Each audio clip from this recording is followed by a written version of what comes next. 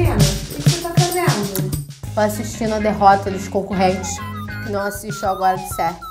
Inclusive, Lúcio, solta a vinheta!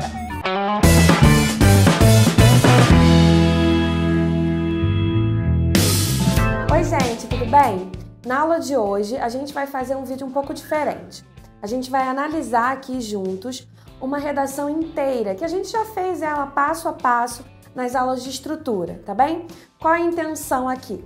A gente observar direitinho, com calma, como cada parte se interliga com a outra, né? Como cada parágrafo puxa o outro parágrafo dentro do texto e como que cada parágrafo também dá conta das suas funções ali internas, beleza? Vamos comigo? Essa redação tem como tema a persistência do racismo no Brasil. Então vamos ver como que a introdução para esse texto foi feita. Olha lá.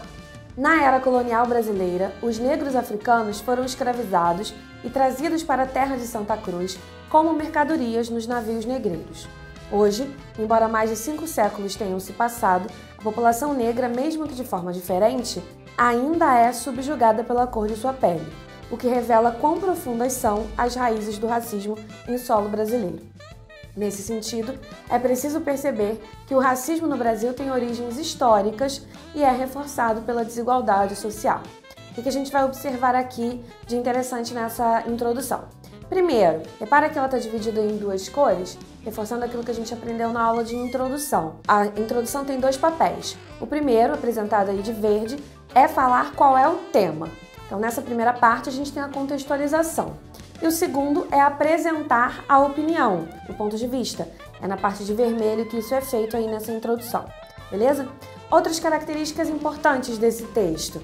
No Enem, caso você esteja se preparando para essa prova, é preciso você dar conta de um negocinho ali, um detalhezinho do edital, que é a interdisciplinaridade, ou seja, fazer referências a outras áreas do conhecimento. E a gente faz isso logo na abertura, por meio da contextualização histórica, né? A referência a um período da história brasileira, certo? Então, um pontinho interessante aí pra gente. Outra questão importante, observem como que a tese, ao dar a opinião, já direciona o texto para os argumentos, já mostra quais são os argumentos que serão trabalhados posteriormente no desenvolvimento.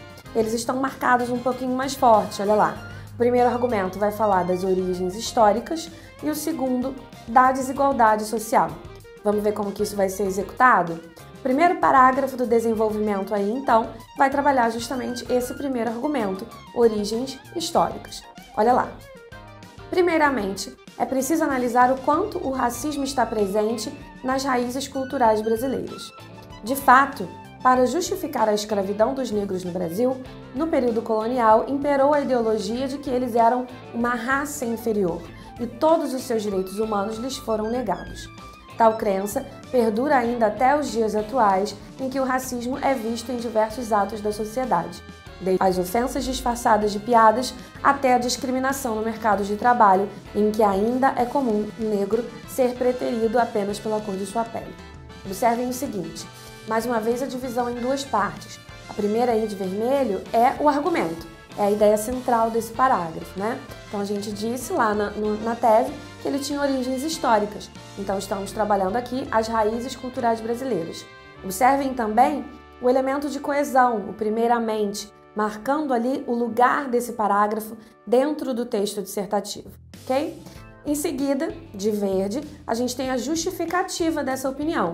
Ele explica por que as origens históricas são importantes e, mais importante do que isso, não fica preso na questão do passado.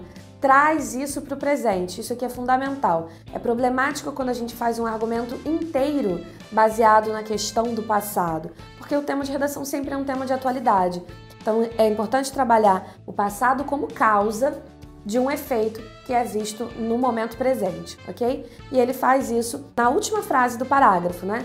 Tal crença perdura ainda até os dias atuais, e aí dá continuidade. Mais uma vez, observem aí também o uso dos conectivos, dessa vez agora dentro dos parágrafos, ligando uma frase na outra, fazendo com que elas estejam conectadas, beleza? Em seguida, a gente vai para o D2. No D2, lá na tese, a gente tinha dito que ia falar das desigualdades sociais. E aí a gente vai ver isso acontecer agora. Olha lá.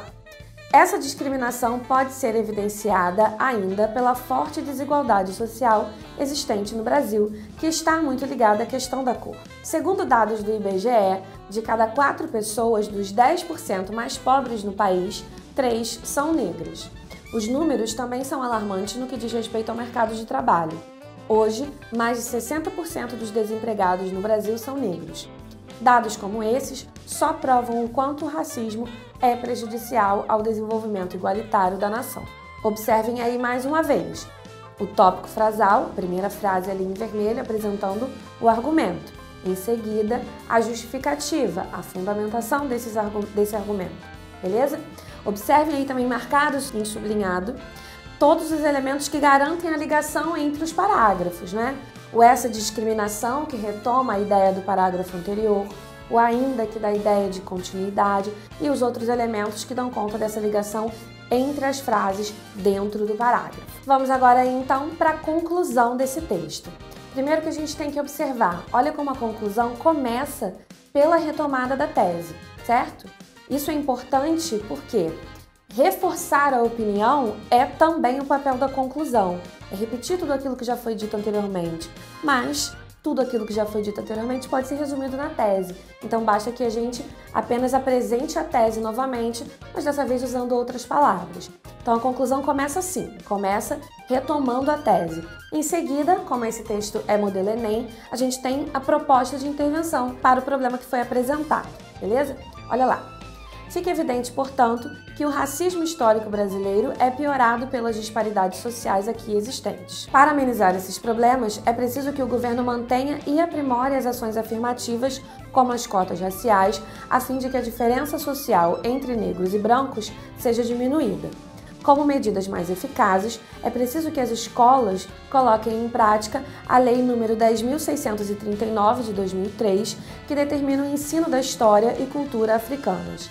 Assim, o conhecimento estimulará o respeito e o racismo poderá, enfim, ser deixado apenas no passado. Observem a divisão que é feita aqui nessa conclusão. Como eu já comentei, começamos pela retomada da tese, em seguida a gente tem a proposta de intervenção para o problema. Observem que, em vez de uma proposta apenas, para dar conta do detalhamento que é exigido pela banca do Enem, a gente apresenta 2 propostas, uma de curto prazo e outra de longo prazo, né? Uma mais emergencial, outra mais estrutural, que ataca mais a raiz do problema.